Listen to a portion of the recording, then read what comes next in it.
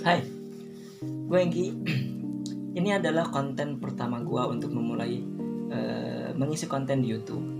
Dan tepatnya pada tanggal 22 November 2021 ini gue ingin memulai konten di YouTube ini dengan membahas soal minimalis atau gimana gaya hidup minimalis, terus minimalism, konsep hidup minimalis, dan minimalis lainnya. Oke, langsung aja ke videonya. 3 poin penting untuk memulai hidup minimalis. Poin pertama adalah, contohnya misalkan sebelumnya rambut gua ini gondrongnya tuh segini, dan ini gua mempertahankan untuk tidak potong rambut selama 1 tahun. Dan kalian pasti tahu juga, untuk melakukan atau merawat rambut panjang itu tentunya butuh perawatan, dan perawatan itu sudah pasti berhubungan dengan uang, ya, dengan pengeluaran. Dan itu salah satu untuk meminimalkan pengeluaran gua pada saat ini. Dan tentunya kalian juga pasti tahu, image untuk seorang pria gondrong itu, pria rambut berpanjang itu adalah image-nya negatif, ya. Kebanyakan orang, kalau emang kita nggak merawat rambut tersebut, kebanyakan orang mengira rambut gondrong atau rambut panjang itu adalah orang jalanan, dekil, tidak terurus, dan lain sebagainya. Maka dari itu gue harus merawat rambut ini, dan perawatan itulah yang membuat pengeluaran ini harus gue minimalkan, gitu kan.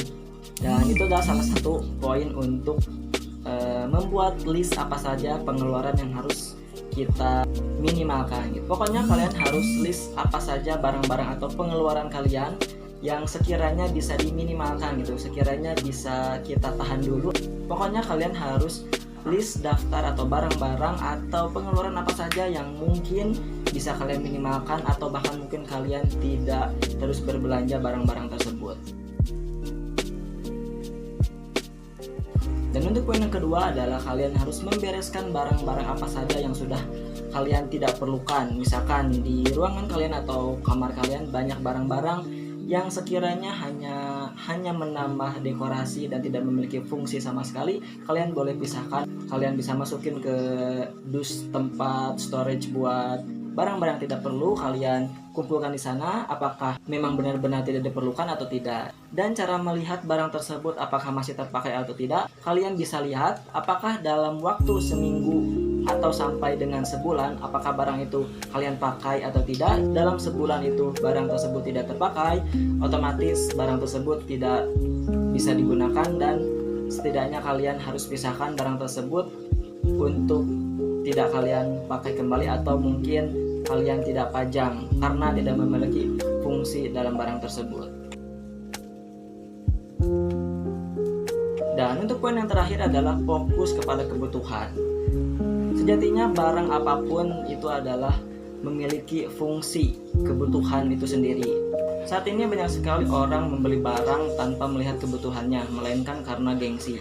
Alhasil barang-barang yang sudah kalian beli itu menumpuk dan tidak terpakai, hanya sekedar gengsi kalian membeli barang itu dan tidak melihat fungsi atau kebutuhan barang tersebut itu untuk apa. Jadi sudah selayaknya kita membeli barang-barang tersebut itu, atau membeli barang yang kalian inginkan itu, kalian harus lihat dulu apakah barang tersebut ada kebutuhannya. Jadi mulai saat ini kalian harus membeli barang-barang dengan cara melihat kebutuhannya, gitu. Apakah barang tersebut memang dibutuhkan atau tidak, gitu. Jadi kalian harus melihat fungsi dari barang tersebut sebelum kalian membeli barang itu. So, jadi itulah 3 poin penting dalam melakukan hidup minimalis. Semoga kalian bisa mempraktekannya dan mulailah dari hal-hal yang terkecil terdahulu. Segitu dulu video dari gue Hengki, pamit undur diri.